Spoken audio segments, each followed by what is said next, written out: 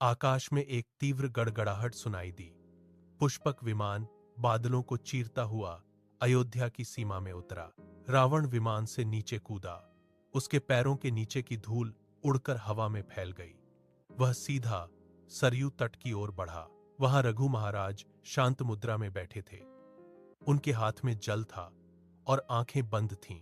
रावण ने अपनी तलवार की मूठ पर हाथ रखा और दहाड़ते हुए कहा, हे राजा, अपनी शक्ति का प्रमाण दो। क्या तुम युद्ध के लिए तैयार हो? उसकी आवाज तट पर गूंज उठी। रघु महाराज ने अपनी आंखें नहीं खोलीं। वे स्थिर बैठे रहे। रावण ने एक कदम और आगे बढ़ाया। उसने अपनी तलवार म्यान से बाहर निकाली और उसे रेत में धंसा दिया। उसने फिर से ललकारा, क्या तुम कायर हो या मेरी शक्ति से डर गए हो? तट पर सन्नाटा छा गया। केवल नदी की लहरों के टकराने की आवाज आ रही थी। रावण ने अपना सिर ऊपर उठाया और अपनी भुजाओं को फैलाकर चुनौती को दोहराया। रघु महाराज ने धीरे से अपनी आंखें खोलीं। उन्होंने रावण की ओर देखा, लेकिन कोई उत्तर नहीं दिया। रावण का चेहरा क्रोध से तमतमा उठा। रघु महाराज ने रावण की चुनौती को अनसुना कर दिया। उन्होंने अपनी अंजलि में सरयू का जल लिया। उनके होंठ धीरे से हिले, मानो कोई गुप्त मंत्र पढ़ रहे हों। रावण ने उपहास में अपनी तलवार हवा में घुमाई, पर रघु महाराज ने बिना पलक झपकाए उस जल को अपने पीछे की ओर फेंक दिया। जल की बूंदें हवा में बिखर गईं। उसी क्षण मीलों दूर दक्षिण के एक घने वन में एक हिंसक शेर गौ माता पर झपटने के लिए हवा में उछला था। तभी अदृश्य शक्ति के प्रहार से वह हवा में ही ठहर गया और धड़ाम से धरती पर गिरकर ढेर हो गया। वन में सन्नाटा पसर गया। रावण के सामने रघु महाराज का हाथ अब भी खाली था। रावण ने अपनी तलवार नीचे कर ली। उसकी भौहें तन गईं। उसका हाथ जो तलवार पर कसा हुआ था अब ढीला पड़ गया। उसने रघु महाराज के शांत चेहरे को देखा। रावण के भीतर का अहंकार पहली बार डगमगाया। उसने एक कदम पीछे लिया। उसके चेहरे की कठोरता गायब हो गई। रावण ने अपनी उलझन को झटक दिया। उसने झुककर तट की कुशा, घास तोड़ी और रेत पर लंका का नक्शा उकेरना शुरू किया। उसने गर्व से कहा, यदि तुम शक्तिशाली हो तो इसे मिटाकर दिखाओ। उसकी उंगलियां रेत पर लंका की सीमाओं को रेखांकित कर रही थीं। रघु महाराज उठे और धीरे से उस नक्शे के एक कोने पर अपना हाथ रख दिया।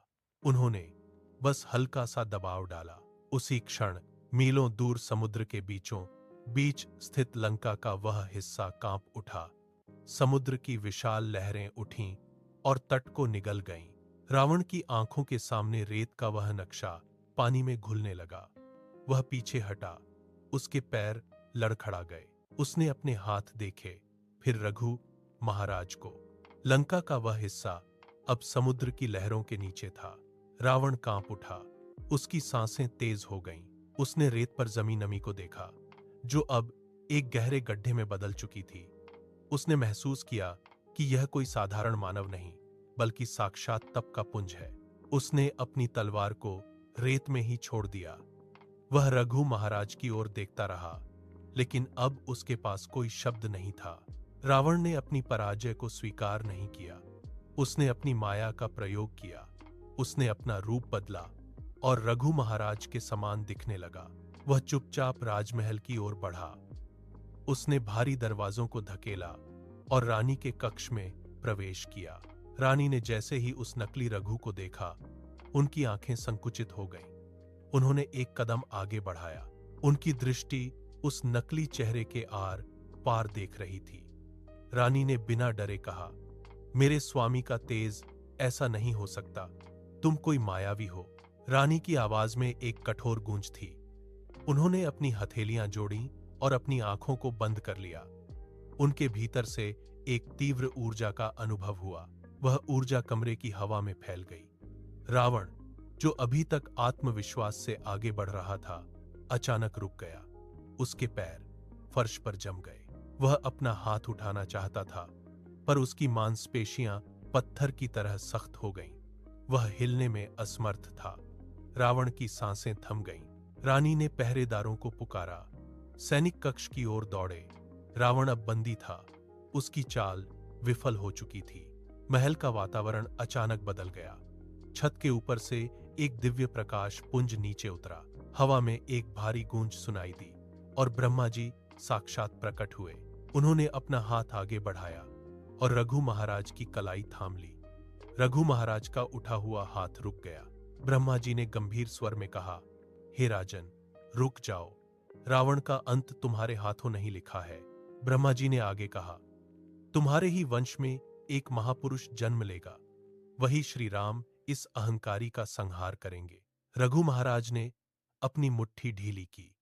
उन्होंने अपना दिव्य बाण निकाला और ब्रह्मा जी के चरणों में रख दिया। ब्रह्मा जी ने उस बाण को ग्रहण किया और अंतर्ध्यान हो गए। महल की वह तीव्र ऊर्जा धीरे धीरे शांत हो गई। रघु महाराज मुक्कर कक्ष से बाहर चले गए। रावण वहां से चुपचाप निकल गया।